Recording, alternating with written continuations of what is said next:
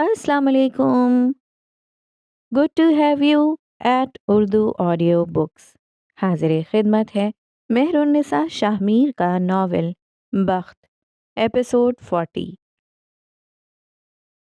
सुल्तान मंजिल का लाउंज का माहौल उस वक्त हल्का फुल्का था। सुबह वाली लिबास में मलबूस शम सुल्तान ने टाई की नॉट ढीली कर रखी थी और सोफे पे टेक लगाए बैठा था। उसके साथ ही फरवा बैठी थी।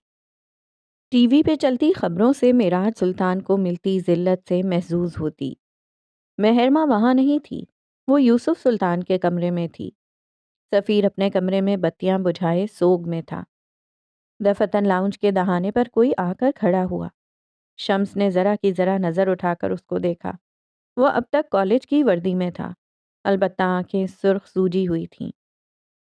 आप ऐसा कैसे कर सकते हैं? वो जख्मी आवाज में पूछ रहा था। आप अच्छे से जानते थे वो सब कुछ एक इल्ज़ाम है। आप इस सब की तायीद कैसे कर सकते हैं? वो आपके भाई थे। अपने भाई के साथ ऐसा कौन करता है? उसकी आवाज़ आखिर में फट पड़ी थी, बेबसी से, गम से या फिर गुस्से से। फरमा ने एक बेजार नज़र उस पर डाली। शम्स बाजू सीने पे लपेटे सीधा हो बैठा। तुम्हारा बाप करप्ट था, ड्रग डीलर था। उसकी वजह से कई लोगों ने अपनी जान खोई है और कई लोगों ने अपने अजीज खोए हैं। अगर तुम चाहते हो कि मैं उन पर लगने वाले इस कीचड़ से पांव बचाकर गुजर जाता, तो मैं ऐसा नहीं कर सकता था। मैं तुम्हारे बाप की तरह करप्ट और घटिया नहीं हूं। मेरे बाप के बारे में इस तरह मत बोलें। वो पूरी कुव्वत से दहाड़ा। आवाज सुनकर हसीना अपने कमरे से निकल आई थी। मेहर भी शोर शराबे का सुनकर उसकी तरफ आ रही थी। यहाँ आकर हमारे सामने बकवास करने से बेहतर है कि कोई सबूत लाओ, फरमा ने हकारत से कहा था। इस वक्त तुम्हारा बाप मुल्की नासूर के नाम पे ट्रेंड कर रहा है। अगर गैरत है तो जाओ लोगों का मुंह बंद करो। वो अपनी जगह से उठ आई थी और अब उसके सामने खड़ी थी। शम्स भी उसके पीछे खड़ा था। मेरे बाप से ज्यादा घटिया आप हैं। और इससे ज्यादा वो बोल नहीं सका। शम्स के भारी हाथ का थप्पड़ उसके 14 तबक रोशन कर गया था। वो अभी एक और थप्पड़ मारता जब उसका हाथ किसी ने पकड़ा था। शम्स ने गुस्से से भरी सुर्ख आंखों के साथ उसको देखा। वो हसीना थी। सुर्ख शेरनी जैसी आंखें चेहरे पे गजब लिए उसे देख रही थीं। और फिर अगले ही लम्हे उनका हाथ उठा था और शम्स के रुखसार पे छाप छोड़ गया था। शम्स हक्का बक्का रह गया। उसके जिस्म में जैसे कोई जुम्बिश ना होती हो। फरवा तैश से आगे बढ़ी कि हसन को मार सके या धक्का दे सकें, लेकिन अगले ही लम्हे हसीना ने एक भारी थप्पड़ उसके गाल की जीनत बनाया था। वो शेरनी की तरह खड़ी थी, हसन को अपने पीछे किए उसके सामने ढाल बनकर, जैसे कोई उन्हें रोके तो उसकी माँ उसे रोए। जुर्रत कैसे हुई मेरे बच्चों पर हाथ उठाने की? वो गुर्राई थी। अगर मेरे बच्चों को हाथ लगाया तो चीर दूंगी मैं। मेरा शौहर मरा है, मैं अभी जिंदा हूं। ये घर जितना तुम्हारा है उतना मेरा है। मेरे बच्चों को हाथ लगाने का सोचना भी नहीं।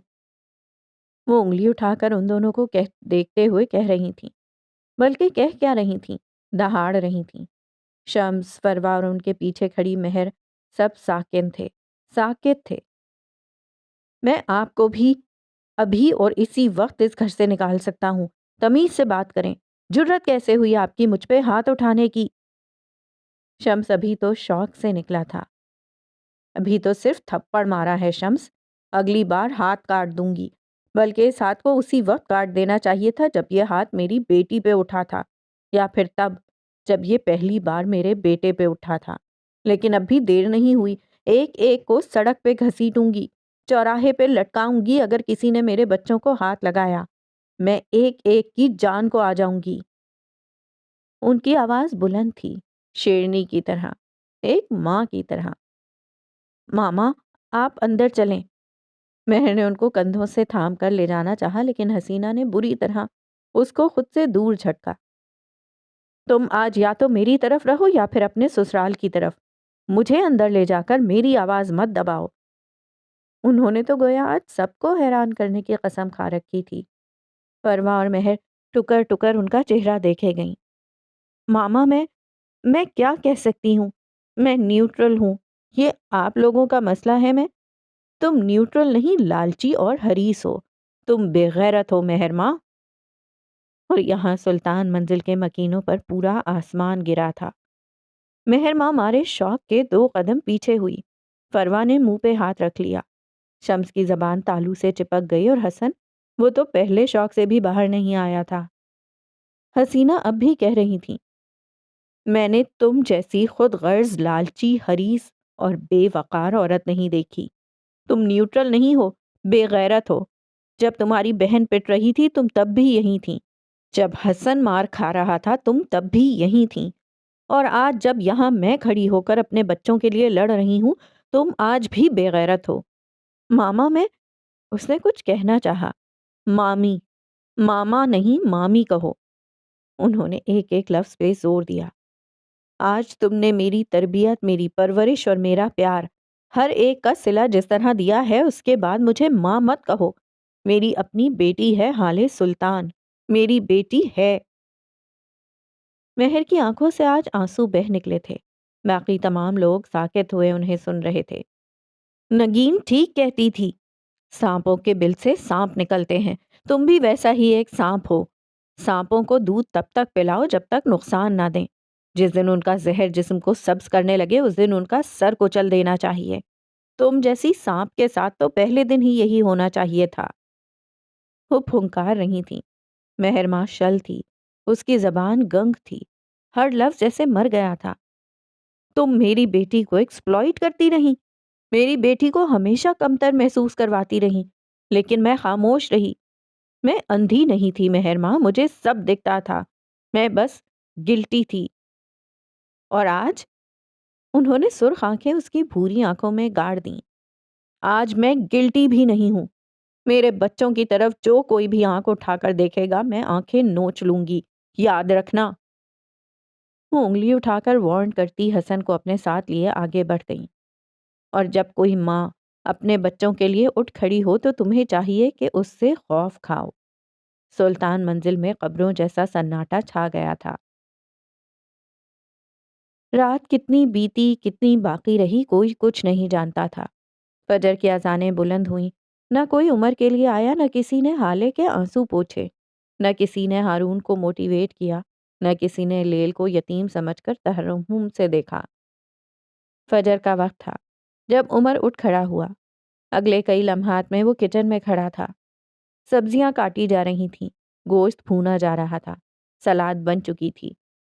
وہ بس دیوانہ وار ایک کے بعد ایک ڈش بنا رہا تھا۔ اس کے ہاتھ مہارت سے چل رہے تھے، آنکھیں خالی سپاٹ تھیں۔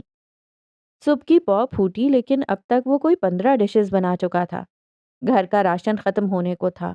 ہاتھ بے طرح دکھ رہے تھے، ٹانگیں جواب دینے لگی تھیں، لیکن جنون تھا کہ ختم نہیں ہوتا تھا، آگ تھی کہ بجھتی نہیں تھی۔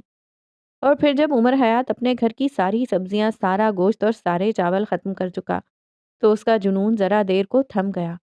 جلتی روح پرسکون ہوئی، آنکھوں کو قرار آیا۔ وہ کچن کے سنک پہ جھکا اپنے چہرے پر پانی کے چھینٹے مار رہا تھا، پھر ہاتھ بڑھا کر میز پر رکھا موبائل اٹھا کر آن کیا۔ لاتعداد کالز، انگنت میسیجز، وہ باری باری سب کو رپلائی کرتا جا رہا تھا۔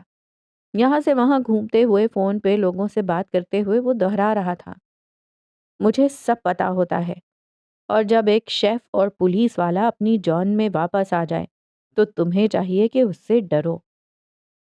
کچن سے آتی کھٹر پٹر کی آوازیں، بلند آواز میں فون پہ بات کرتا عمر حیات اور بہتے ہوئے آنسو حالے سلطان، ان سب کے ساتھ اس گھاس سے اٹھ کھڑی ہوئی۔ ساری رات نہ کوئی عمر آیا، نہ کوئی ہارون، نہ حسن۔ سب کے اپنے غم تھے، سب کے اپنے مسئلے۔ وہ اٹھی اور بھاری ہوتے قدموں کے ساتھ اپنے کمرے کی طرف جانے لگی۔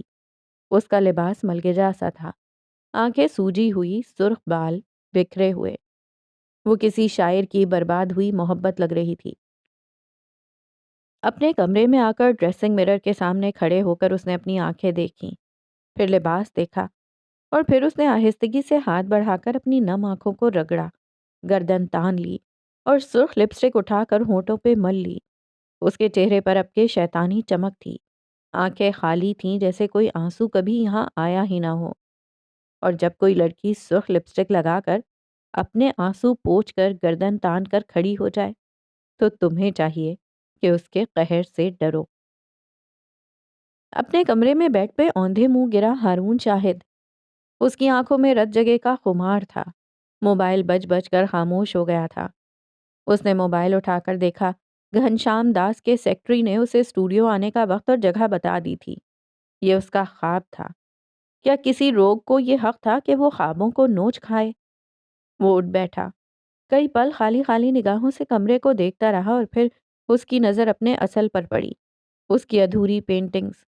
وہ ٹھنڈے فرش پر قدم رکھتا ایک پینٹنگ کے سامنے سٹول رکھ کر بیٹھا، ساتھ پڑی چھوٹی میز سے کلر ٹیوب اور کلر پیلیٹ اٹھائیں۔ اب وہ رنگوں کو آپس میں مکس کر رہا تھا۔ پھر برش کے بالوں نے رنگ کو چھوا اور اگلا لمحہ سب سے خوبصورت تھا۔ ہارون شاہد کا رنگوں سے بھرا برش کینوس پر اپنی چھاپ چھوڑ رہا تھا۔ جا چکی رات اور اترتی صبح نے ایک آرٹسٹ کو اپنے اصل کی طرف آتے دیکھا تو آسودگی سے آنکھیں موند لیں، اور جب کوئی مصور اپنے رنگوں کی طرف لوٹ آئے تو وہ کسی طرح آپ کی زندگی میں سیاہ رنگ بھرے گا، آپ کو اس کا اندازہ بھی نہیں ہوگا۔ لاؤنج کے فرش پر بیٹھی لیل سکندر کی آنکھیں خشک تھیں، جیسے وہ اپنے حصے کا رو چکی ہوں۔ بڑی بڑی آنکھوں میں اس وقت کچھ نہیں تھا، وہ خالی تھیں، سپاٹ سی۔ چھوٹے بال کندھوں پہ گر رہے تھے۔ دفتن اس نے اپنے فون کو دیکھا، کئی لوگ تھے جو اسے پروگریس رپورٹ طلب کر رہے تھے۔ اس نے تکان سے فون اٹھایا، کئی کالز آ چکی تھیں۔ اس نے سب سے پہلے نمبر پہ کال کی، فون اٹھا لیا گیا۔ تمہارا شوہر تمہیں چیٹ کر رہا ہے۔ تمہارے دراز سے غائب ہونے والی انگوٹھی تمہارے شوہر نے اسی عورت کو گفٹ کی تھی۔ اب اس کا ارادہ تمہارا وہ سیٹ چوری کرنے کا ہے جو اس نے تمہیں اینیورسری پہ دیا تھا۔ اور بس، کھٹاک سے فون بند۔ موبائل کے پار عورت ہیں کرتی رہ گئی۔ لیل اسی روبوٹک انداز میں دوسرا نمبر ڈائل کر رہی تھی۔ گھنٹی بجی۔ کسی 20-22 سال کے لڑکے نے ادھ سوئے جاگے انداز میں فون اٹھایا۔ تمہارا دوست؟ اس پہ تمہارا شک درست تھا۔ میں نے اس کا انسٹاگرام ہیک کیا تھا۔ وہ اپنے کچھ دوستوں کے ساتھ مل کر تمہارے فارم ہاؤس پر چوری کروائے گا اور تمہارے دادا کے لائے گئے اینٹیک پیسز لے جائے گا۔ اس کی مد میں اسے لاکھوں روپے ملیں گے۔ فارم ہاؤس میں کیمرے لگواؤ اور اپنے ارد گرد سیکیورٹی بڑھاؤ۔ بغیر اس لڑکے کا جواب سنے اس نے کال کاٹ دی۔ اگلے 1 گھنٹے تک وہ مختلف لوگوں سے بات کرتی رہی اور ہر ایک کے ماضی مستقبل کے بخیے ادھیڑتی رہی۔ پھر اس کے بعد وہ اٹھی تھی، گردن سیدھی کیے، بالوں کو ہاتھوں سے پیچھے جھٹکا، آنکھیں بند کر کے کھولیں اور ایک گہری سانس لی۔ بالآخر وہ مسکرائی، ایک شیطانی مسکراہٹ۔ وہ پرسکون تھی، اور جب کوئی ہیکر اور انویسٹیگیٹر پرسکون ہو کر شیطانی انداز میں مسکرائے تو تمہیں چاہیے اس کے غضب سے ڈرو۔ وہ چاروں بالآخر کھڑے ہو چکے تھے۔ کسی نے کسی کو نہیں اٹھایا، کسی نے کسی کو تسلی نہیں دی، کسی نے کسی کے آنسو نہیں پونچھے۔ ہر ایک اٹھا کھڑا ہوا کیونکہ انہیں خود کو کھڑا کرنا آتا تھا۔ آپ کا محبوب شوق، آپ کا کام، آپ کا عشق ہی آپ کو اٹھا سکتا ہے، کھڑا کر سکتا ہے۔ آپ کا ٹیلنٹ ہی آپ کو ہیل کر سکتا ہے، کیونکہ وہی آپ کا اصل ہے، اور اپنے سب سے بڑے ہیلر آپ خود ہوتے ہیں۔ کچن میں کھڑا عمر حیات پینٹنگ کے آگے بیٹھا ہارون شاہد، آئینے کے سامنے کھڑی ہالے سلطان اور اپنے لاؤنج کے صوفے پر بیٹھی لیل سکندر، ان چاروں کے ہاتھوں میں موبائل تھا اور وہ اپنے واٹس ایپ گروپ میں میسج کر رہے تھے۔ ٹون گونجی اور بیک وقت چاروں لوگوں کے میسج واضح ہوئے۔ ہم کب مل رہے ہیں؟ اور جب 4 ایسے ہیلر لوگ ساتھ جڑ جائیں تو کاذبین کو چاہیے کہ مر جائیں۔ سفید ڈریس شرٹ کے اوپر سیاہ کوٹ پہنے، بالوں کو جیل سے جمائے، سنجیدہ سپاٹ آنکھوں کے ساتھ وہ آفس جانے کو تیار تھا۔ ہیون کے اسٹاف کے لیے وہ کہیں بندوبست کر چکا تھا، کہاں، کیسے، یہ سب وہی جانتا تھا۔ اپنے کمرے سے نکل کر سیڑھیاں اترتا وہ نیچے جا رہا تھا جب ہالے کی آواز پہ رکا۔ وہ اپنے کمرے سے نکل رہی تھی۔ عمر آخری زینے پر تھا اور وہ پہلے۔ تمہاری وجہ سے کچھ بھی نہیں ہوا عمر۔ وہ بولی تو عمر تھم گیا لیکن مڑا نہیں۔ تم گلٹی نہیں ہو، تم جتنا کر سکتے تھے کر رہے ہو، خود کو مت تھکاؤ۔ وہ اب بھی نہیں مڑا۔ تم کل سے میری طرف نہیں دیکھ رہے۔ میں جانتی ہوں کیوں۔ تمہیں لگتا ہے حالے الزام دے گی، لیکن مجھے لگتا ہے یہ وقت کسی کو بھی الزام دینے کا ہے ہی نہیں، خود کو بھی نہیں۔ تم نہیں جانتے یہ سب کیسے ہوا، کیوں ہوا، لیکن جب شام میں تم واپس آؤ تو میں سننا چاہوں گی کہ عمر کو سب پتا ہوتا ہے۔ کیا میں کچھ زیادہ مانگ رہی ہوں؟ اب کہ وہ مڑا تھا، حالے گیلی آنکھوں سے اسے دیکھ رہی تھی۔ عمر مسکرایا، یا حالے اسے دیکھ کر مسکرائی۔ کلفتیں زائل ہونے لگیں، غم دور ہوئے۔ کوئی حالے کو نہ کر سکتا ہے کیا؟ اس نے گردن اٹھا کر پوچھا۔ حالے نے بس نفی میں سر ہلایا۔ وہ چند لمحہ اس کو دیکھتا رہا، نرمی سے، عقیدت سے، پھر مڑ گیا۔ وہ کھڑی رہی، اسے جاتے دیکھتی رہی۔ وہ چلا گیا تو وہ بھی اندر آ گئی۔ شیشے کے سامنے کھڑے ہو کر اپنا عکس دیکھا۔ نیلا گھٹنوں تک آتا لون کا جوڑا، کھلے بال، سرخ لپسٹک، لیکن کچھ تھا جس کی کمی تھی۔ اس نے دراز کھولا، نیلا زیورات کا ڈبہ باہر نکالا۔ اسے کھولو تو اس کے اندر رکھے نیلے ہیروں کی روشنی آنکھوں کو خیرہ کرتی تھی۔ حالے نے ان کو باہر نکالا اور باری باری دونوں کانوں میں پہنا۔ اب اسے مکمل محسوس ہوا تھا۔ ہر انسان کے پاس اسکول لائف سے لے کر بڑھاپے تک مختلف چیزیں ہوتی ہیں جو اسے تسلی دیتی ہیں، اچھا محسوس کرواتی ہیں، خوش قسمت تصور کرواتی ہیں یا پھر ڈھارس دیتی ہیں۔ کوئی اسکول بیگ، کوئی گھڑی، کوئی جیومیٹری، کسی کے لیے اونچی ہیل تو کسی کا لکی پونی ٹیل سٹائل۔ یہ اصل میں بس چند چیزیں ہوتی ہیں، لیکن ہر انسان کے لیے وہ مختلف ہوتی ہیں۔ ہر انسان کے ان چیزوں کے ساتھ مختلف احساس جڑے ہوتے ہیں۔ حالے کے لیے ہیرے ڈھارس تھے، تسلی تھے، خوش قسمتی کی علامت تھے۔ وہ ان کے ساتھ مکمل تھی۔ کانوں میں نیلے ہیرے اور پیروں میں اونچی ہیل پہنے وہ باہر آئی، گاڑی میں بیٹھی اور یونیورسٹی کی جانب گاڑی موڑ دی۔ اسے کہیں بھی آنے یا جانے کے لیے کسی ہارون شاہد یا عمر حیات کی ضرورت نہیں تھی۔ اگر وہ اپنے مسائل خود حل نہیں کر سکتی تھی تو اسے چاہیے تھا ان مسائل میں جیے۔ یہاں سے چند کلومیٹر دور شمس کے آفس کی بلڈنگ میں آؤ تو عمر حیات اپنے آفس میں فائل پہ سر جھکائے ہوئے تھا۔ دفتن ایک ہلکی سی دستک ہوئی۔ عمر نے مٹھی بھینچ لی، کن پٹی کی رگ پھڑکنے لگی تھی۔ وہ بس جبرن خود پہ ضبط کیے بیٹھا رہا۔ وہ آئے، عمر کے سامنے والی کرسی کھینچی، ٹانگ پہ ٹانگ چڑھا کر بیٹھے، پھر عمر کو دیکھا۔ ان کے چہرے پہ واضح اضطراب تھا۔ کل جو کچھ بھی ہوا تم نے اس بارے میں اب تک کچھ کہا نہیں۔ بے حد کوئی سرسری لہجہ تھا۔ عمر نے سنجیدگی سے انہیں دیکھا۔ اور آپ کے لیے میرا کچھ کہنا اتنا اہم کیوں ہے؟ لمحے بھر کو شمس گڑبڑائے تھے، لیکن پھر سنبھل گئے۔ ظاہر ہے تم نے ان کے ساتھ اتنا عرصہ کام کیا ہے، تمہیں کیا لگتا ہے بھائی جان ایسے تھے؟ وہ نہ جانے کیا سننا چاہتے تھے۔ عمر نے غور سے ان کو دیکھا۔ اگر آپ یہ جاننے آئے ہیں کہ کل میرے ایکس باس کے خلاف جن الزامات کی تائید آپ نے کی ہے اس کے بعد میرا رد عمل کیا ہوگا، تو میں آپ کو بتا دوں کہ مجھے فرق نہیں پڑتا۔ لمحے بھر کو شمس کے پاس الفاظ ختم ہو گئے۔ اور مجھے فرق اس لیے نہیں پڑتا کیونکہ میں جانتا ہوں معراج صاحب ایسے نہیں تھے، چاہے آپ، چاہے ساری دنیا ان کے خلاف بولے، لیکن عمر کو فرق نہیں پڑے گا۔ میرے لیے وہ عظیم تھے اور رہیں گے۔ باقی یہ آپ دونوں بھائیوں کا معاملہ ہے، دیکھ لیجئے گا کیا کرنا ہے۔ وہ لاپرواہی سے کہہ کر دوبارہ فائل پہ جھک گیا۔ شمس اسے جانچتی نظروں سے دیکھتے رہے۔ کیا وہ کچھ زیادہ سوچ رہے تھے؟ یہ آدمی اگر انتقام یا پھر کسی قسم کے شر کے لیے آیا ہوتا تو کیا اس طرح معراج سلطان کی وکالت کرتا؟ کیا یہ اداکاری نہ کرتا؟ تم ایسا کیسے کہہ سکتے ہو سکتا ہے یہ سب سچ ہو؟ عمر نے سمجھنے والے انداز میں سر ہلایا، پھر چہرہ اٹھا کر ان کو دیکھا۔ میں ہیون میں ایک عرصے تک کام کرتا رہا ہوں، ایک عرصہ جج صاحب کے آگے پیچھے رہا ہوں۔ 2 منٹ، صرف 2 منٹ میں ثابت کر سکتا ہوں کہ یہ ڈرگز کا الزام جھوٹا ہے۔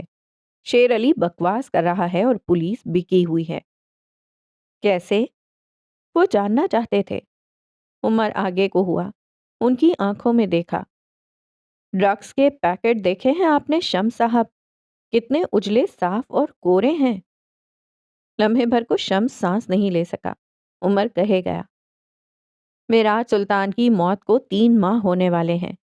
ان 3 ماہ میں کیا ان پیکٹس پر ذرا بھی گرد نہیں چڑھی؟ یا پھر وہ شیر علی اپنا کروڑوں کا مال ہیون میں چھوڑ کر سکون سے بیٹھا رہا؟ اس کی ماں کا میکا تھا ہیون۔ دوسرا، میں نے ہیون میں کئی جگہ ایسے ایسے کیمرے لگا رکھے ہیں جو لوگوں کی نگاہوں سے بھی اوجھل ہیں۔ اگر میں ان کی فوٹیج لے آؤں اور کل کی تاریخ میں ڈرگز رکھتے ان بندوں کو میڈیا کے سامنے لے آؤں تو کیا ہوگا؟ وہ سنجیدہ لہجے میں کہہ رہا تھا اور شمس کے مانو شہرک پہ پیر رکھ رہا تھا۔ رفیق کہتا ہے کہ وہ ڈرگ 3 ماہ پرانی ہے، لیکن 3 ماہ پہلے میں نے بذات خود شیر علی کے گودام اور سارے اڈوں پر چھاپا مار کر اس کی ساری ڈرگز ضبط کر لی تھیں۔ وہ کروڑوں کا مال تھا۔ کیا دوبارہ صرف چند دنوں میں شیر علی اتنا ہی مال لا سکتا ہے؟ اس کی زیرک آنکھیں کچھ باور کروا رہی تھیں۔ وہ سانس روک دینے کے انداز میں کہے جا رہا تھا، جو لوگ میراج سلطان کے خلاف وکٹمز بن کر آئے ہیں، میں ان کا اگلا پچھلا یہاں تک کہ ان کی چھٹی کے دودھ کا حساب بھی لا سکتا ہوں، اور پھر میں دیکھوں کون میرے انگلی سے سینے پہ دستک دی جج صاحب کے بارے میں بکواس کرتا ہے۔ میں ان کی کریڈیبلٹی اتنی خراب کر سکتا ہوں کہ جب وہ عدالت میں گواہی دینے آئیں گے، جج ان کے چہروں پر باقاعدہ ہاتھ اٹھا کر لعنت بھیجے گا۔ شمس سفید مردہ ہوتے چہرے کے ساتھ بیٹھے تھے۔ اتنے عرصے کا پلان اس نے 2 منٹ میں ہوا کر دیا تھا۔ ایک تیسری بات شمس صاحب، وہ آدمی جس نے قتل کی ذمہ داری قبول کی ہے، 3 ماہ پہلے وہ ایک ڈاکے میں پکڑا گیا تھا اور اس کے سیدھے بازو پہ میں نے اپنے ہاتھوں سے گولی ماری تھی۔ جج صاحب کا قتل اس گولی والے واقعے کے 6 دن بعد کا ہے۔ کیا کوئی ایسا آدمی جس کے بازو پہ 3 گولیاں لگی ہوں، وہ کسی تنومند سے انسان کا گلا دبا سکتا ہے؟ کیا میرے لیے اس کی میڈیکل رپورٹس لانا مشکل ہے؟ اس کی آنکھیں برف کی طرح بے تاثر تھیں، خالی، بالکل خالی، خوف زدہ کر دینے والی۔ تم کیوں خاموش ہو عمر؟ تم نے کچھ کیا کیوں نہیں؟ وہ سوکھتے گلے کے ساتھ بمشکل پوچھ سکے۔ عمر نے بے نیازی سے کندھے اچکائے۔ Once a police officer is always a police officer۔ اس سب کو ایکسپوز کرنے میں میرا کوئی فائدہ نہیں ہے۔ شمس صاحب، پولیس والا بغیر فائدے کے اپنی ماں کا کام بھی نہیں کرتا۔ میں کیوں کوئی دشمن بناؤں؟ آفٹر آل میں ایک فیملی پرسن ہوں۔ میں اپنی بیوی اور اپنی زندگی میں مزید مشکلات کیوں پیدا کروں؟ وہ سادگی سے کہہ رہا تھا۔ اسی لمحے وہ مسکرائے۔ یہ وہ لمحہ تھا جب انہوں نے سارے خدشے، سارے واہمے دور جھٹک کر عمر پر اعتبار کرنا چاہا۔ یہ وہ نہیں تھا جو دکھتا تھا، یہ الگ تھا۔ تم ٹھیک کہتے ہو، تمہیں اس سب میں پڑنے کی ضرورت نہیں ہے۔ اچھی جاب ہے، بیوی ہے، فیملی بناؤ اور خوش رہو۔ شمس اب ہلکے پھلکے انداز میں کہہ رہا تھا۔ عمر نے بھی سر ہلا دیا۔ کل بدر الدین حیدر ڈیل فائل کرنے آ رہا ہے۔ تم نے سارا کام دیکھ لیا ہے نا؟ جی، سب فائنل ہے۔ اور اب وہ دونوں کاروبار کی باتیں کر رہے تھے۔ دور کہیں عمر کا دل خالی تھا، لیکن کچھ لوگوں کو کھڑا ہونا پڑتا ہے۔ یہ ان کی مضبوطی نہیں، مجبوری ہوتی ہے۔ شام ڈھل چکی تو وہ تھکا ماندہ گھر چلا آیا۔ گاڑی پارک کر کے وہ لان میں آیا تو یہاں پہلے سے ہی کئی لوگ موجود تھے۔ نیلی شرٹ اور کھلی پینٹ میں ملبوس، لیل ٹی شرٹ اور جینز میں، ہارون شرٹ اور شارٹس میں بیٹھا حسن، اور صبح والے جوڑے میں نکسک سے تیار حالے سلطان۔ اس کی چھب ہی نرالی تھی۔ حالے کے ہاتھ میں کافی کا مگ تھا۔ عمر چھوٹے چھوٹے قدم لیتا ہوا آیا اور اس کے قریب بیٹھ گیا۔ کنپٹی کو انگلیوں سے دبایا، پھر گردن موڑ کر حالے کو دیکھا۔ ہاتھ بڑھا کر نرمی سے اس کے ہاتھ سے مگ لے لیا۔ لو جی، سارے ڈرامے اسی مگ کے لیے کیے تھے۔ وہ سیدھا ہو کر بیٹھا، سب کے چہروں کو باری باری دیکھا، کافی کا گھونٹ بھرا، روح تک تازہ ہو گئی۔ کل کورٹ میں سماعت ہے۔ فیصلہ جج صاحب کے خلاف آئے گا۔ ان کی ساکھ تباہ ہو جائے گی۔ ساری دنیا ان کے خلاف باتیں کرے گی۔ آپ سب جانتے ہیں نا؟ وہ ان سب کو دیکھتے ہوئے کہہ رہا تھا۔ بیک وقت ہر ایک نے سر ہلایا۔ اب تم لوگ کیا کرو گے؟ یہ حسن تھا جو شاہتاج کے گھر کی کہانی سن چکا تھا۔ اسے اب امید تھی کہ یہ سب ضرور کل تک کوئی نہ کوئی حل نکال ہی لیں گے۔ ان چاروں نے حسن کو دیکھا، پھر ایک دوسرے کو۔ गला खंकारा, एक अज़्म, एक जोश, एक मुस्कुराहट। हम करेंगे ये। वो लम्हा भर को रुके। हसन इश्तियाक से उनको देख रहा था कि हम कुछ नहीं करेंगे। एक छनाके से सारा फुसूं टूट गया। उम्मीदों पे पानी फिर गया। हसन ने शाह की आंखें उठाकर बारी बारी उन सबको देखा। ले लब के स्वभाव से बोली, देखो बच्चे, अगर मैंने उनकी बैंक ट्रांजैक्शन या फिर उनके सीक्रेट्स में घुसने की कोशिश की तो पकड़ी जाऊंगी। उनके पास इस वक्त मुल्क का सबसे बड़ा हैकर है। ये वक्त ठीक नहीं है। वो सब चाको चौबंद हैं। आंखें खोले, बंदूक उठाए, घात लगाकर बैठे हैं। जरा सी कोताही, जरा सी भनक और फिर हम सब खत्म। उमर ने उसकी बात की तायीद की। ना हम इस वक्त अपनी अकल इस्तेमाल कर सकते हैं, ना ताकत। और अगर कर भी लिया, जज साहब को इस मैस से निकाल भी दिया, तो अगली बार वो एक ज्यादा मोटा और ज्यादा भारी फंदा डालेंगे। एक नई जिल्लत, एक नया इल्जाम। वो आगे को हुआ, संजीदगी और मतानत से कह रहा था, फिर क्या होगा जानते हो? इल्जाम की तरदीद हो सकती है, इल्जामात की नहीं। झूठ अगर बार बार बोला जाए तो सच्चा लगने लगता है। आज मैं और हम सब मिलकर इस केस को कमजोर और बेबुनियाद कर देंगे। जज साहब की साख वापस आ जाएगी, लेकिन फिर भी कुछ हाथ नहीं आएगा। लोग चंद दिन हैशटैग हम शर्मिंदा हैं लगाएंगे और फिर भूल जाएंगे। वो लोग हमारी ताकत जान लेंगे, हमें पहचान लेंगे।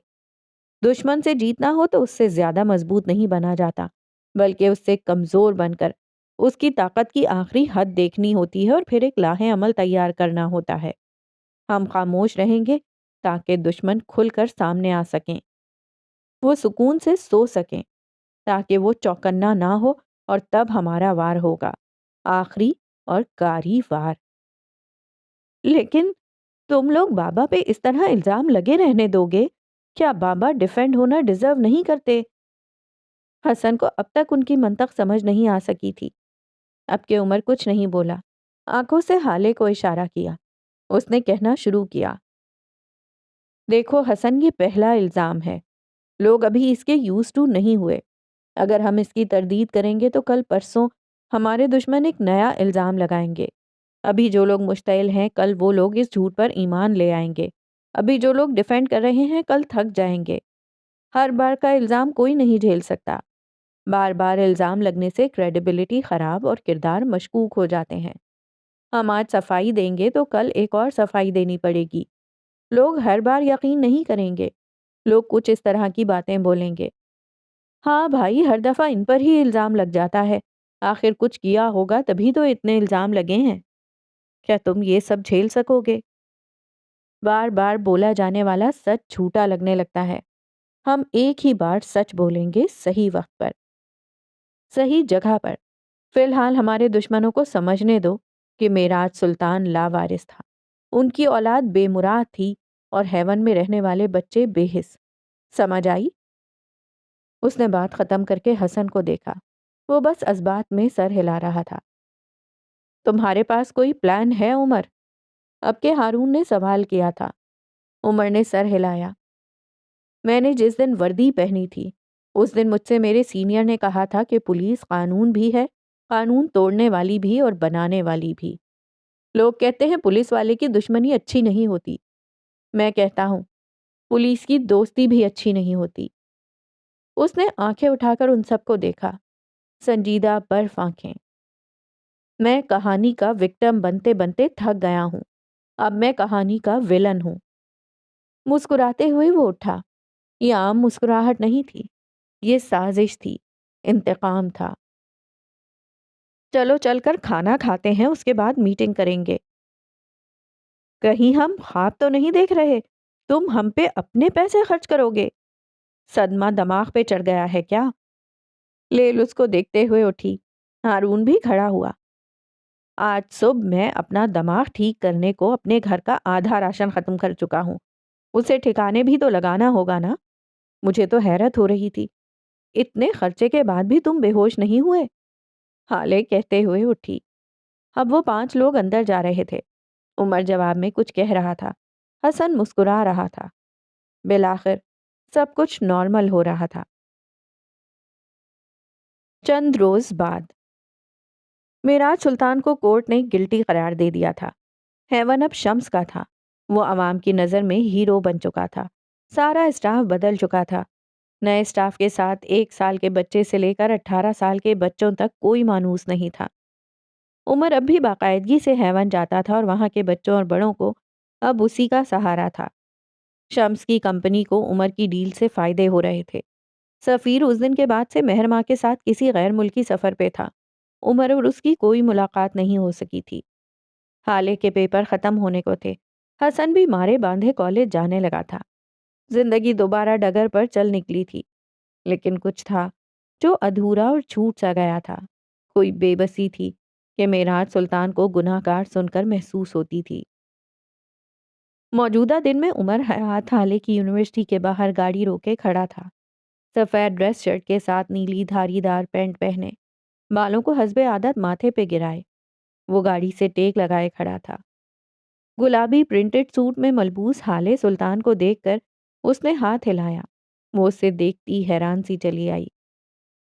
مجھے لگا تھا عثمان لینے آئے گا، وہ اس کے قریب آ کر بولی۔ اصل میں کیا ہے، میں ہارون شاہد نہیں ہوں، لیکن مجھے بھی گاڑی سے ٹیک لگا کر آپ کا انتظار کرنا اچھا لگتا ہے، اس نے حالے کی طرف کا دروازہ کھولتے ہوئے کہا۔ حالے بس مسکرا دی۔ تھوڑی دیر تک دونوں کے درمیان کوئی بات نہیں ہوئی۔ بالآخر عمر نے کہنا شروع کیا۔ میں دوبارہ اس مال میں گیا تھا، ویسی ہی ایک ساڑی اب بھی مل رہی ہے اگر آپ… نہیں، نہیں عمر، حالے نے قطعیت سے اس کی بات کاٹی۔ مجھے اب وہ نہیں، تمہارے پیسوں سے نہیں چاہیے۔ عمر نے گہری سانس لی۔ دیکھیں حالے، ہر چیز ہر ایک کے لیے نہیں ہوتی۔ کچھ چیزیں ہوتی ہیں جن پہ کمپرومائز کیا جاتا ہے، جن پہ دل مارا جاتا ہے، جن کے بغیر رہنا سیکھنا ہوتا ہے۔ اب آپ ایلیٹ کلاس کی وہ مغرور لڑکی نہیں ہیں۔ اب آپ کو کئی چیزوں پہ دل مارنا ہوگا۔ اچھے کھانے، بڑے بڑے ریسٹورانٹ، لاکھوں روپوں کی شاپنگ، یہ سب اب آپ افورڈ نہیں کر سکتی۔ اگر میرے پیسے چاہیے… تم نے میری پوری بات نہیں سنی عمر حیات۔ حالے نے اس کے چہرے پر نظر جمائے مستحکم لہجے میں کہنا شروع کیا۔ میں نے کہا، مجھے اب وہ ساڑی تمہارے پیسوں سے نہیں چاہیے، کیونکہ میں اسے اپنے پیسوں سے خریدوں گی، میں کماؤں گی۔ اور یہاں عمر کے 14 طبق روشن ہوئے تھے۔ اس کی آنکھیں حیرت کی زیادتی سے ابلنے کو تھیں۔ آپ کمائیں گی؟ آپ جاب کریں گی؟ وہ شاکڈ سا پوچھ رہا تھا۔ حالے نے اس بات میں سر ہلایا۔ میں نے زندگی میں کبھی سمجھوتا نہیں کیا، کبھی دل نہیں مارا۔ میں کیوں یہ عادات اپنے اندر ڈالوں؟ صرف اس لیے کیونکہ میرے پاس اپنے کارڈز نہیں ہیں تو میں شاپنگ مال سے خالی ہاتھ آؤں؟ اونچی ہیل کو بس شو کیس سے دیکھتی رہوں؟ یہ میں نہیں ہوں۔ ایلیٹ کلاس کی مغرور لڑکی نے کبھی دل مارنا سیکھا ہی نہیں، کبھی کم پہ گزارے کیے ہی نہیں۔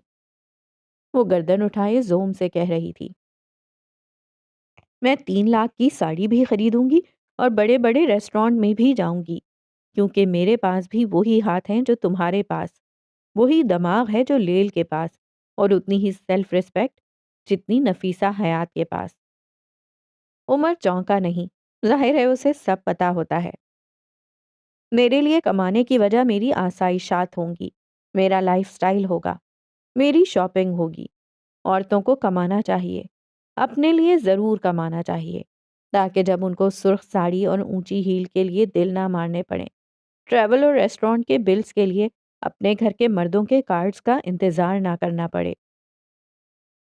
وہ خاموش ہوئی تو سارے میں خاموشی چھا گئی۔ عمر چپ تھا، شاید وہ کچھ سوچ رہا تھا۔ تھوڑی دیر بعد اس نے گاڑی ایک مصروف سی شاہراہ پر لا کر روکی۔ آس پاس عمارت، بڑے بڑے دکان، اور یہیں سے اگر نظر اٹھا کر دیکھو تو گاڑی جہاں رکی تھی اس کے سامنے پھولوں سے ڈھکی چھوٹی سی عمارت پہ لکھا تھا، ڈاکٹر غزالہ روحی، ماہر نفسیات۔ ہم یہاں کیوں آئے ہیں؟ حالے نے موبائل سے نگاہ اٹھا کر سامنے دیکھا اور پھر اگلے ہی لمحے اسے اپنا سانس رکتا محسوس ہوا۔ چہرے پہ خوف سا پھیل گیا۔ میں نے آپ کے لیے اپوائنٹمنٹ لی ہے، یہ ضروری ہے حالے، اس نے کہتے ہوئے نرمی سے اس کا ہاتھ اپنے ہاتھ میں لیا۔ یہاں سے چلو، ابھی کے ابھی، میرا دم گھٹ رہا ہے، جلدی چلو۔ وہ سفید پڑتے چہرے کے ساتھ بول رہی تھی، ساتھ عمر سے ہاتھ چھڑوانے کی کوشش بھی کی، جسے اس نے گرفت سخت کر کے ناکام کر دیا۔ وہ بس سنجیدگی سے اسے دیکھ رہا تھا۔ اس کی آنکھوں میں فکر تھی، نرمی تھی۔ یہ ضروری ہے حالے، بیماری کا علاج ضروری ہوتا ہے۔ آپ تم سمجھ کیوں نہیں رہے؟ میں پاگل نہیں ہوں۔ ہمارے بے بسی کے رو دی۔ آپ پاگل نہیں ہیں، بس الجھی ہوئی ہیں، اپنے ماضی میں کہیں یا شاید حال میں۔ اندر بیٹھی عورت آپ کے ساتھ مل کر اس الجھن کو سلجھائے گی اور بس۔ حالے مسلسل نفی میں سر ہلا رہی تھی۔ آنسو اس کی آنکھوں سے ٹپ ٹپ بہہ رہے تھے۔ چہرہ لٹھے کی مانند سفید ہو گیا تھا۔ میں نہیں جا سکتی، میں نہیں ہوں بیمار، پلیز یہاں سے چلو، پلیز عمر، لوگ دیکھ لیں گے، لوگ مجھے پاگل کہیں گے، سب مجھے ڈسون کر دیں گے، پلیز یہاں سے چلو۔ وہ روتے ہوئے اس کی منت کر رہی تھی۔ عمر اب بھی ہلکی اور نرم آواز میں کہے جا رہا تھا، آپ پاگل نہیں ہیں۔ جس طرح بخار، زکام اور سر درد جسم کی بیماریاں ہیں، اسی طرح دماغ بھی جسم کا ایک حصہ ہے اور بیمار ہے۔ جب کسی اور جسمانی بیماری پر کوئی شرم، کوئی آڑ نہیں محسوس ہوتی، تو دماغ کی باری پر سوسائٹی سٹینڈرڈز کیوں حالے؟ وہ ایسے سمجھا رہا تھا جیسے سامنے کوئی 5 سالہ بچی ہو۔ حالے کے آنسو مزید روانگی سے بہنے لگے۔ مجھے نہیں پتا، مجھے کچھ نہیں پتا، بس یہاں سے لے چلو، پلیز پلیز یہاں سے لے چلو۔ وہ عمر کے ہاتھ کو بلند کیے روتے ہوئے کہہ رہی تھی۔ پھر یکدم اس کی آنکھیں چمک اٹھیں۔ تم ایسا کرو، تم میرا علاج کر لو، تم کتنی اچھی اور سمجھداروں والی باتیں کرتے ہو۔ ہاں یہ ٹھیک ہے، تم مجھ سے بات کرو، ڈاکٹر بھی تو یہی کرتا ہے نا، پلیز تم مجھ سے بات کر لینا۔ عمر نے تعصب سے اس کو دیکھا، اس کے ہاتھ کو نرمی سے ایک بار پھر تھام لیا۔ انسان زمین پہ اللہ کی طرف سے بھیجا گیا نائب ہے۔ ہر انسان کے ذمے اللہ نے مختلف کام لگا رکھے ہیں۔ وہ حالے کی آنسوؤں سے بھری آنکھوں میں دیکھتے ہوئے کہہ رہا تھا، میرا کام مختلف ہے۔ جس کام کے لیے مجھے بھیجا گیا ہے میں وہ کر رہا ہوں، یہ میرا کام نہیں ہے۔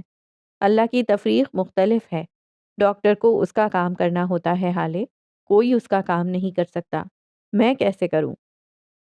حالے نے اب کے ایک جھٹکے سے ہاتھ چھڑوایا۔ اس کی آنکھیں اجنبی ہونے لگیں۔ تم نے مجھے ایک بار پھر دھوکہ دیا ہے۔ یہاں لانا دھوکہ تھا۔ میری بیماری جان کر اس کا اس طرح اشتہار لگانا برے دوستوں کی نشانی ہے۔ تم مجھے دھوکہ دینا کب چھوڑو گے عمر؟ وہ یاسیت سے کہتی گاڑی کا دروازہ کھولتی باہر نکل گئی۔ عمر اس کے پیچھے ہی باہر آیا تھا۔ میں پاگل نہیں ہوں، وہ خود سے بڑبڑائی تھی۔ حالے رک جائیں، میری بات سن لیں، میں پاگل نہیں ہوں۔ اب کہ وہ بے بسی سے خود کو باور کروا رہی تھی۔ حالے آگے اندھیرا ہے، اسٹریٹ پولز نہیں ہیں، میری بات سنیں، رک جائیں۔ وہ اس کے ساتھ ساتھ قدم اٹھاتا فکر مندی سے کہہ رہا تھا۔ وہ ٹھہر گئی، پھر مڑی، عمر کی آنکھوں میں دیکھا۔ لوگ انہیں دیکھنے لگے تھے، کئی لوگ ان کو دیکھ کر رک گئے تھے۔ میں پاگل نہیں ہوں عمر، وہ آہستگی سے اس کو دیکھ کر بے بسی سے بولی۔ عمر نے کندھے ڈھیلے چھوڑ دیے۔ جیسا آپ کہیں، جو آپ چاہیں گی وہی ہوگا، اب پلیز میرے ساتھ چلیں۔ وہ سبھاؤ سے بولا۔ کئی لمحہ وہ خالی خالی نظروں سے اسے دیکھتی رہی، پھر اس کے ساتھ قدم جوڑ لیے، البتہ بڑبڑاہٹ اب بھی جاری تھی۔ میں پاگل نہیں ہوں۔ سرخ اینٹوں والا کمرہ آج بھی ویسا ہی تھا، پرتعیش، ٹھنڈا اور کچھ کچھ باروب سا بھی۔ بیڈ کے عین اوپر لکھی عبارت پوری شان سے کھڑی تھی، حسن مجھ پہ تمام ہوا۔ کمرے کا مالک قد آدم آئینے کے سامنے کھڑا تھا، سفید ڈریس شرٹ میں ملبوس، بالوں کو سلیقے سے جمائے، ہلکی بڑھی ہوئی شیف اور چمکدار سیاہ آنکھیں۔ وہ سچ ہی تو کہتا تھا، حسن واقعی اس پر تمام ہوتا تھا۔ آئینے کے آگے رکھی چھوٹی میز سے اس نے ہاتھ بڑھا کر اپنے ڈائمنڈ کفلنگز اٹھانا چاہے، لیکن اس کا ہاتھ ہوا میں معلق رہ گیا۔ کسی کے ہاتھوں نے انہیں اچک لیا تھا۔ یاقوت نے چہرہ اٹھا کر نہیں دیکھا۔ وہ ایک دوسرے کا عکس ہی تو تھے، وہی سیاہ آنکھیں، وہی وجاہت، وہی آنکھوں میں پھیلی رعونت اور وہی اٹھی گردن۔ تمہاری شادی ہے آج، اور تم نے خود کو اسپیشل محسوس کروانے کے لیے اپنے دوستوں کو بلانا چاہیے تھا، نہیں؟ یاقوت نے جواب نہیں دیا۔ وہ چہرے کے زاویے بگاڑے کھڑا رہا۔ فہیم نے اس کا بازو ہوا میں بلند کیا، پھر اس کی شرٹ کے بازو پہ کفلنگ لگانے لگے۔ یاقوت ہنوز خاموش تھا۔ مجھے تمہاری پرواہ ہے بیٹے۔ بس ڈیڈ پلیز بس کر دیں۔ آپ کو اگر میری پرواہ ہوتی تو اس طرح میری گردن میں عمر بھر کا طوق نہ ڈالتے۔ وہ برہمی سے بولا۔ فہیم مسکرائے، پھر اس کا دوسرا بازو آگے کیا۔ وہ لڑکی، اس کی اتنی اوقات نہیں کہ گلے کا طوق بن سکے۔ وہ پیر کی جوتی ہے۔ ہر وہ عورت جسے اس کا اغوا کار یا ریپسٹ قبول کر لیتا ہے، اس کے پاس جانے کا کوئی اور راستہ نہیں ہوتا۔ نرمی سے اس کا بازو چھوڑا۔ اسے برداشت کرنی پڑتی ہے، صابر رہنا ہوتا ہے، اور سب سے بڑی بات، اسے پیر کی جوتی بن کر رہنا ہوتا ہے، کیونکہ جب لڑکیوں کے مجرم ان کے شوہر بن جایا کریں تو انہیں ان سے محبت ہو جایا کرتی ہے، اور لڑکیاں محبت سے دستبرداری نہیں دیا کرتی، جذباتی یاقوت خالی خالی آنکھوں سے انہیں دیکھ رہا تھا۔ ایک بار ہوٹل کے سارے معاملات اچھے سے طے ہو جائیں، ہیون کی ڈیل کر لوں، اور سب سے بڑی بات، اپنی پراپرٹی کا سارا چارج نوح سے لے کر اپنے ہاتھ میں لے لوں، اس کے بعد ان دونوں بہن بھائیوں کو جہنم واصل کرنا کیا میرے لیے کوئی بڑی بات ہے؟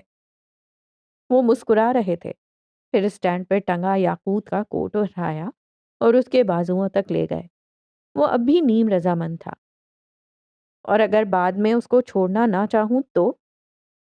وہ اس دن بھی بہت نخرے کر رہی تھی، شاپنگ والے دن بھی مجھے دیکھ کر رونے لگی اور بکواس الگ کر رہی تھی۔ کیا وہ راضی ہو جائے گی؟ فہیم دل کھول کر ہنسے تھے۔ لڑکیاں اپنے گناہ گاروں کو معاف کر دیا کرتی ہیں بیٹے، انہیں گھٹی میں ہی سمجھوتے دیے جاتے ہیں، مرد کے سہارے دیے جاتے ہیں۔ ہماری عورتیں لنگڑی ہیں اور مرد ان کی بیساکھی۔ وہ اگر تمہارے ساتھ نہیں رہے گی تو اسے کسی اور بیساکھی کی ضرورت ہوگی۔ اور ایک بات پتہ ہے کیا؟ لڑکیوں کو اپنی پرانی بیساکھیوں کی عادت ہوتی ہے۔ سو اگر کبھی کسی دور میں تمہیں لگے کہ تمہیں اسے ساتھ رکھنا چاہیے تو بس پائیدار بیساکھی بن جانا، سمجھے؟ یاقوت نے مسکرا کر سر ہلایا اور بیڈ سے اپنا فون اٹھا لیا۔ اب وہ اپنے گروپ کو میسج کر رہا تھا۔ وہ خوش تھا، سب کو شادی میں آنا چاہیے تھا۔ حالے سلطان کا کمرہ اندھیرے میں ڈوبا تھا۔ وہ بے دم سی بیڈ پر لیٹی تھی، آنکھیں کھلی تھیں، چھت کو تکتی بے تاثر سی۔ وہ کب سے اس پوزیشن میں تھی اسے اندازہ ہی نہیں ہوا۔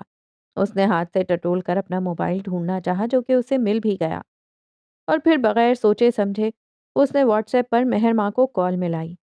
اس کی رازدار، اس کی مینٹور اور اس کی اپروول گھنٹی جا رہی تھی۔ تھوڑی دیر بعد اس نے کال اٹینڈ کر لی۔ اس کی آواز نیند میں ڈوبی تھی، شاید وہ سو رہی تھی۔ ہیلو، کیسی ہو حالے؟ حالے نے گہری سانس لی۔ ٹھیک ہوں مہر، آپ کیسی ہیں؟ اس نے بمشکل خود کو رونے سے باز رکھا ہوا تھا۔ مہر ماں ٹھٹک گئی۔ تم روئی ہو حالے، یا تم رونا چاہتی ہو؟ آہ! حالے نے آنکھیں موند لیں۔ وہ کیسے اسے سمجھ لیتی تھی؟ میں آپ کو بہت زیادہ مس کر رہی ہوں مہر، ہم دونوں کے درمیان بہت فاصلے آ گئے ہیں، وہ آہستہ آہستہ کہہ رہی تھی۔ گلا رند گیا تھا۔ مجھے ہماری رات کی کافی اور دیر تک ہونے والی باتیں یاد آ رہی ہیں۔ ایک آنسو گال پر بہہ گیا۔ مجھے آپ کی ڈانٹ، آپ کی کیئر، آپ کی ہر بات یاد آ رہی ہے۔ مجھے میری ماں یاد آ رہی ہے۔ وہ یکدم بلند آواز میں رونے لگی۔ مہر ماں خاموشی سے اسے سنتی رہی۔ میں آپ کو تنگ کر رہی ہوں نا، لیکن میں کیا کروں؟ میری اماں، میرا ان سے کبھی ایسا کوئی تعلق ہی نہیں رہا کہ کوئی بات کہہ سکوں۔ میرے لیے اماں کا کردار آپ نے ادا کیا تھا، اور اب آپ ہی میرے پاس نہیں ہیں۔ میں کیا کروں؟ کہاں جاؤں؟ وہ بلند آواز میں ہچکیاں لے لے کر رو رہی تھی۔ کیا عمر نے کچھ کہا ہے؟ کیا وہ ہاتھ اٹھاتا ہے؟ مہر نرمی سے پوچھ رہی تھی۔ حالے نے آنکھیں رگڑیں۔ عمر سے لاکھ خفگی سہی، لیکن اس کے بارے میں یہ بات اسے پسند نہیں آئی تھی۔ وہ ایسا نہیں ہے، وہ فوراً اس کے دفاع میں بولی تھی۔ پھر ضرور اس نے کوئی ایسی حرکت کی ہوگی، یا پھر کوئی ایسی بات کہی ہوگی، ہے نا؟ حالے اب کے خاموش ہو گئی، کچھ بولا ہی نہیں گیا۔ سارے مرد ایک جیسے ہوتے ہیں حالے، کوئی ہاتھوں سے مارتا ہے اور کوئی زبان سے۔ طریقہ مختلف ہوتا ہے لیکن تکلیف ایک جیسی۔ وہ ایسا نہیں ہے۔ اب کے لہجہ کمزور تھا۔ ڈونٹ ٹیل می، تمہیں بھی اس سے محبت ہو گئی ہے؟ ایسا بالکل بھی نہیں ہے۔ خود ترکی بترکی فوراً بولی تھی۔ محبت کا تو سوال تب پیدا ہوتا ہے جب وہ مجھ سے محبت کرتا ہوتا۔ اسے بابا نے مجبور کیا تھا اس شادی کے لیے۔ اگر عمر اس کی یہ بات سن لیتا تو اپنا سر پیٹ کر رہ جاتا۔ وہ بس آج مجھے سائیکیٹرسٹ کے پاس لے گیا تھا۔ میری بیماری یو نو حالے نے سرسری انداز میں ذکر کیا۔ اوہ، تو آ گیا وہ اپنی مردوں والی بات پہ۔ مہر نے استہزاء سے سر جھٹکا۔ کیا مطلب؟ مطلب یہ کہ وہ تمہیں باور کرانا چاہتا ہے کہ تم ایک ماضی کے مسائل میں گھری اور ایک برا بچپن گزارنے والی نفسیاتی بچی ہو، جو اگر اپنا علاج نہیں کروائے گی تو وہ اسے ایک نہ ایک دن چھوڑ دے گا۔ ہم ویسے بھی الگ ہو رہے ہیں بچوں، اس سب کی کیا ضرورت ہوگی اسے؟ تم نہیں جانتی حالے، تمہیں ابھی کچھ پتا ہی کہاں ہے۔ وہ تمہیں ڈی گریڈ کر رہا ہے۔ وہ تمہیں بتا رہا ہے کہ عمر حیات ایک شاندار مرد ہے اور حالے سلطان ایک نفسیاتی مریض ہے۔ وہ یہ سب اس لیے کر رہا ہے تاکہ تمہیں اپنے آگے جھکا کر رکھے، تاکہ تم کبھی اس کے آگے سر اٹھا ہی نہ سکو۔ ہمیشہ اس گلٹ اس بوجھ کے نیچے رہو کہ عمر حیات نے تمہیں تمہارے ٹراما سمیت قبول کیا، بلکہ وہ قبول نہیں کر رہا۔ مہر کہہ رہی تھی اور حالے سلطان سن ہوئی اسے سن رہی تھی۔ وہ تمہیں قبول نہیں کر رہا حالے کیونکہ تم نارمل نہیں ہو۔ اس کی محبت کیسی ہے جو چاند تو چاہتی ہے لیکن داغ قبول نہیں کر پا رہی۔ وہ مجھ سے محبت نہیں کرتا۔ حالے نے ایک بار پھر اسے ٹوکا۔ یہی تو بات ہے حالے، وہ واقعی تم سے محبت نہیں کرتا۔ اگر کرتا ہوتا تو کیا تمہیں تمہارے ٹراما سمیت، تمہاری شخصیت کے عیوب سمیت قبول نہ کر لیتا؟ وہ تمہیں اب بھی ایک داغدار عورت سمجھتا ہے۔ کہہ نہیں رہا، لیکن کیا وہ تمہیں مردوں اور ان کی محفلوں سے دور نہیں رکھتا؟ حالے ایک پل کو سن ہو گئی۔ دل نے دھڑکنا چھوڑ دیا۔ اس کے ذہن میں عمر کی باتیں گونج رہی تھیں۔ عمر کا چہرہ نگاہوں کے سامنے تھا۔ وہ تھانے جانے پر اسے لڑ رہا تھا اور اس کے منہ پہ بس ایک ہی بات تھی کہ وہاں بیٹھے مرد، وہاں باتیں کرتے مرد۔ مہرماں کہہ رہی تھی، کیا وہ تمہیں تمہارے گریڈ اور سستی کی وجہ سے تانے نہیں دیتا؟ لگتا یہی ہوگا کہ وہ مذاق ہے، لیکن اصل میں پتہ ہے کیا حالے؟ وہ تمہیں جھکانا چاہتا ہے۔ آپ پیپر دیں اور پھر سپلی لے کر آ جائیں۔ اس کے ذہن میں ایک اور آواز گونجی تھی۔ حالے میری جان، خود کو اس آدمی کی پرفیکٹ بیوی بننے کے چکر میں مت پھنساؤ۔ تم علاج نہیں چاہتی؟ مت کرواؤ۔ اسے تمہارا ساتھ چاہیے تو اسی ٹرامیٹک بیمار بیوی کے ساتھ رہے ورنہ چھوڑ دے۔ آج یہ سب کہہ رہا ہے، کل کہہ دے گا بانجھ ہو۔ وہ روانی میں کہہ گئی، لیکن حالے کو لگا جیسے کسی نے اس کے دل پر چھری پھیر دی ہو۔ خون رسنے لگا تھا۔ میں بانجھ نہیں ہوں، اس نے کانپتی آواز میں کہا۔ چہرہ ہتک سے سرخ پڑ چکا تھا۔ گال اہانت سے دہک رہے تھے۔ سارا جسم مارے شوق کے کانپ رہا تھا۔ میرا یہ مطلب نہیں تھا حالے، میں تمہارے ساتھ مخلص ہوں۔ میں تمہاری ماں کی طرح ہوں۔ میں فون رکھتی ہوں، بعد میں بات ہوگی۔ حالے نے سختی سے کہہ کر کال کاٹ دی۔ وہ واقعی اس سے محبت نہیں کرتا؟ کیا واقعی؟ یہ میں کیا سوچ رہی ہوں؟ ظاہر ہے وہ مجھ سے محبت نہیں کرتا۔ وہ چونک کر بولی تھی، پھر اٹھی، کمرے کی کھڑکیاں پوری کھول دیں، البتہ نظر جیسے چرا رکھی ہوں۔ وہ کہتی تھی وہ بیمار نہیں ہے، پھر یہ سب کیا تھا؟ وہ واپس بیڈ پر آئی اور ڈھہ سی گئی۔ عمر آخر اس سے کیا چاہتا تھا؟ وہ نہ چاہتے ہوئے بھی اس کے بارے میں سوچے گئی۔ شادی کا فنکشن عروج پہ تھا۔ سفید بڑے بڑے ستونوں پہ لگی گلابی پھول لڑیوں کی صورت نیچے تک آتے تھے۔ شاہانہ طرز کے میز اور ان کے گرد رکھی کرسیوں پر بیٹھے عمرا خوش گپیاں، قہقہے، موسیقی، کھانے کے دور، غرض کے ہر شام ہر طرح سے بھرپور تھی۔ مہمانوں کو چھوڑ کر اسٹیج پر آؤ تو سینٹر صوفے پہ نرمین بیٹھی تھی۔ یاقوت اس کے ساتھ جڑ کر بیٹھا تھا، مسکراتا ہوا، مبارکباد وصول کرتا ہوا۔ سبز آنکھوں والی لڑکی نے سرخ لمبی گھیردار فراک پہن رکھی تھی۔ جس کے دوپٹے اور بازو کے کناروں پر زردوزی کا کام ہوا ہوا تھا۔ باقی سارے جوڑے پر منقشے کا بھاری کام تھا۔ گلے میں سونے کا بھاری سیٹ تھا۔ اس کے کپڑوں سے میل کھاتا چہرہ میک اپ کی تہوں کے باوجود ویران اور کھنڈر معلوم ہوتا تھا۔ اس کی آنکھوں میں کوئی رمق نہیں تھی۔ وہ ایسے بیٹھی تھی جیسے پتھر کا مجسمہ۔ دفتن یاقوت مزید قریب ہو کر بیٹھا۔ شاید فوٹوگرافر نے انہیں پوز دینے کو کہا تھا۔ نرمین کے آس پاس گھٹن سی پھیل گئی۔ دل سے خون رسنے لگا۔ اسی اثنا میں یاقوت کے کچھ دوست اور کوئی ایک دو سابقہ سہیلیاں اسٹیج پر چڑھ آئیں۔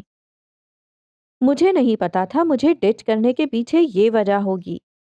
ان میں سے ایک لڑکی بڑی بے باکی سے یاقوت کے کان کے پاس جھکی۔ یاقوت کی مسکراہٹ میں کوئی فرق نہیں آیا، البتہ اس کا چہرہ سرخ ہوا تھا۔ اسے غصہ بہت آتا تھا۔ اگر یہ لڑکی میری زندگی میں نہ بھی ہوتی تب بھی تمہاری شکل اس قابل نہیں تھی کہ تم سے شادی کی جائے۔ وہ مڑے بغیر بولا، اور وہ مڑے بغیر بھی بتا سکتا تھا کہ سہیلی کے منہ پہ جیسے جوتا لگا تھا۔ وہ اہانت سے سرخ چہرہ لیے اسٹیج سے اتر گئی۔ اب کے یاقوت کے کچھ دوست اوپر اسٹیج پر چڑھ آئے تھے۔ فوٹوگرافر ان کی جگہ بنا رہے تھے۔ کچھ دوست ان کے قدموں کے پاس پنجوں کے بل بیٹھے تھے۔ مختلف کارڈز ہاتھوں میں بلند کیے جن پہ مختلف موسیقہ خیز عبارات لکھی تھیں۔ میم پلیز اسمائل کریں اور سر آپ تھوڑا قریب ہو جائیں، فوٹوگرافر نے کہا تو یاقوت مسکراتے ہوئے قریب ہو کر بیٹھا اور بازو اس کے کندھے پر پھیلا لیا۔ نرمین نے لوگوں کی پرواہ کیے بغیر ایک جھٹکے سے اس کا بازو جھٹک دیا۔ اس کی یہ حرکت صرف فوٹوگرافر نے دیکھی تھی۔ اسے شدید ذلت محسوس ہوئی لیکن خاموش ہو رہا۔ یار یاقوت، ایسا لگتا ہے زبردستی کی شادی ہے۔ بھابھی تو پوز کرتے ہوئے بھی نہیں مسکرائیں۔ یہ جملے اس کے ایک دوست نے اسٹیج سے اترتے ہوئے کہے تھے۔ یاقوت نے ان کو جواب دے کر مطمئن کر دیا تھا۔ سب نیچے چلے گئے۔ اب وہ دونوں اکیلے تھے۔ یاقوت اس کی طرف مڑا تھا۔ تم اگر ذرا سا مسکرا دو گی تو تمہاری شان میں کچھ کمی نہیں آئے گی۔ آخر ایسا کون سا سوگ ہے جو ختم ہی نہیں ہو رہا؟ وہ ہلکی آواز میں برہمی سے کہہ رہا تھا۔ مجھے آپ سے گھن آ رہی ہے، وہ بے تاثر انداز میں بولی۔ یہ لوگ مسکرا رہے ہیں کیونکہ یہ لوگ آپ کا اصل نہیں جانتے۔ میں خاموش ہوں کیونکہ آپ کے اندر کا شیطان مجھ پہ ظاہر ہے۔ یاقوت کا چہرہ لمحے بھر کو سفید ہوا تھا۔ میں شیطان نہیں ہوں۔ وہ جیسے اس لفظ پہ ٹریگر ہوا تھا۔ اپنے الفاظ واپس لو، میں شیطان نہیں ہوں۔ اس کے چہرے پر پسینہ آ گیا تھا۔ آنکھیں مردہ ہونے لگی تھیں۔ یہ لفظ ہتھوڑے کی مانند، کوڑے کی مانند لگا تھا۔ نرمین سامنے دیکھتی سپاٹ سی بیٹھی رہی۔ ابھی یاقوت کچھ اور کہتا جب نور اسٹیج کی طرف آتا دکھائی دیا۔ ساتھ مولوی اور فہیم تھے۔ وہ خاموش ہو گیا، لیکن ذہن اب بھی کہیں دور تھا۔ چہرہ اب بھی مردہ سفید تھا۔ اس ایک لفظ نے اسے اتنا ٹریگر کیوں کیا تھا؟ اگلی صبح وہ فارغ تھی۔ پیپر ختم ہو چکے تھے۔ آج اتوار تھا، عمر بھی گھر پہ تھا۔ وہ نماز پڑھ کر سویا تھا اور صبح کے 10 بج چکے تھے لیکن اب تک جاگا نہیں تھا۔ حالے نے ناشتہ کیا پھر لان میں آ کر بیٹھی۔ اسی وقت وہ بھی اسے لان میں اپنی طرف آتا دکھائی دیا۔ وہ مکمل انجان بن بیٹھی جیسے اسے دیکھا ہی نہ ہو، جانتی ہی نہ ہو۔ اس کی ہمت کیسے ہوئی بغیر بتائے مجھے ڈاکٹر کے پاس لے جانے کی؟ وہ قریب چلا آیا۔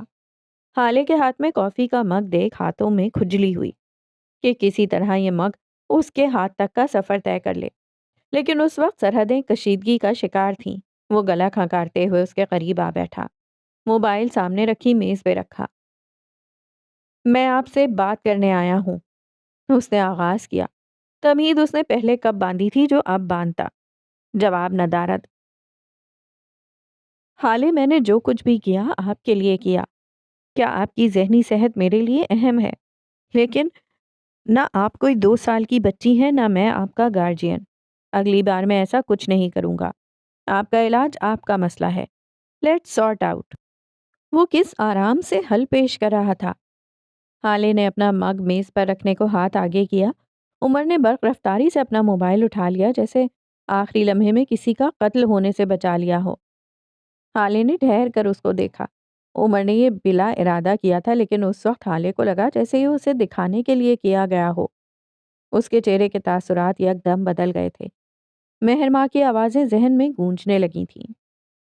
تمہیں لگتا ہے میں کوئی پاگل، کوئی جنونی عورت ہوں جو ہر وقت گھر کی چیزیں توڑتی ہوں؟ تمہیں لگتا ہے بس تم اعلیٰ ہو، باقی کوئی کچھ نہیں ہے؟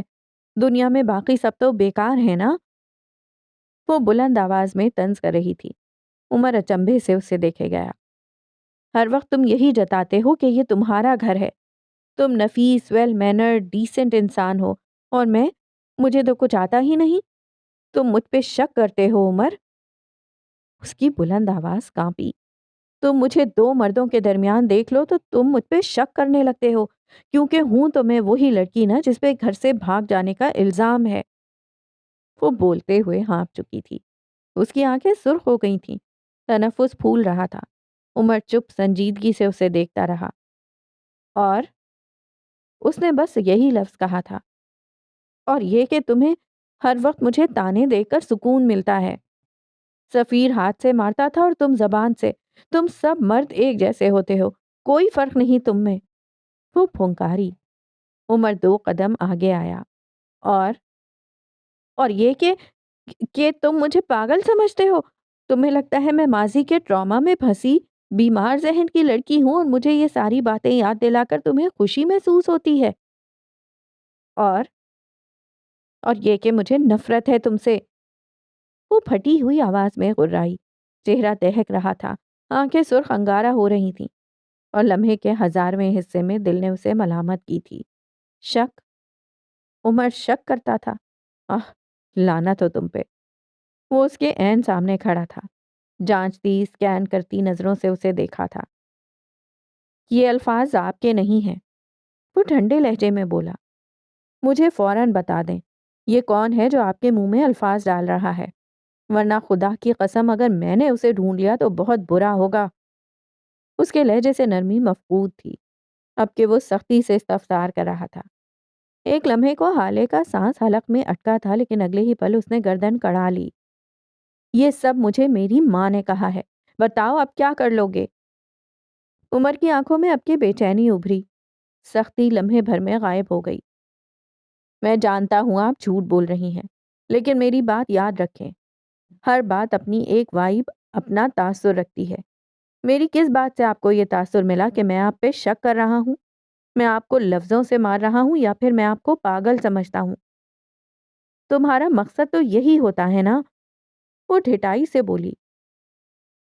عمر نے سمجھنے والے انداز میں سر ہلایا۔ جی جی، اور پھر آپ کو کوئی 15 دن بعد یاد آ گیا کہ میرا مقصد کیا تھا۔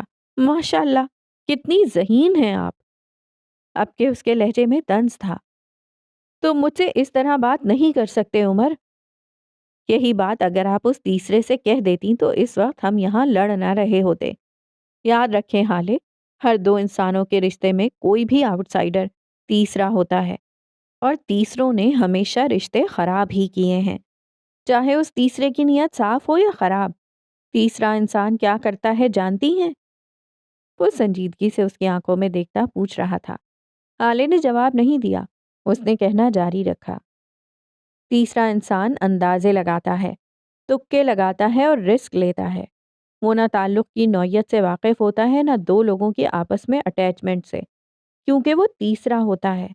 وہ اپنے حساب سے مشورے دیتا ہے، رسک لیتا ہے، اندازے لگاتا ہے، اور پھر پتہ ہے کیا ہوتا ہے؟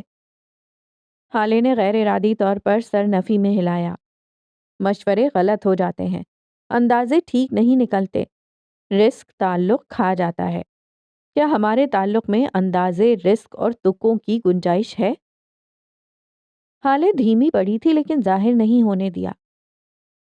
میری بات بری لگے مجھ سے کہیں، میرا عمل برا لگے مجھ سے کہیں۔ لوگوں کے درمیان ہم دونوں کو ڈسکس کریں گی تو کیا ہوگا؟ مختلف رائے، مختلف پیشن گوئیاں۔ ہم دونوں کا تعلق نیا ہے، ہم دونوں ایک دوسرے کے لیے نئے ہیں۔ شادی رہے نہ رہے، ہم دونوں اچھے دوست رہیں گے، اور اچھے دوستوں کو اپنے مسائل دوسروں کے سامنے ڈسکس نہیں کرنے چاہیے۔ وہ اپنی بات ختم کر چکا تو حالے نے خفت سے دائیں بائیں گردن گھمائی۔ لیکن میں تمہیں کل ڈاکٹر والی بات پہ معاف نہیں کروں گی۔ یکدم اس نے گردن موڑ کر اسے دیکھتے ہوئے کہا۔ پھر سزا دے دیں۔ اس نے بازو سینے پہ باندھ لیے۔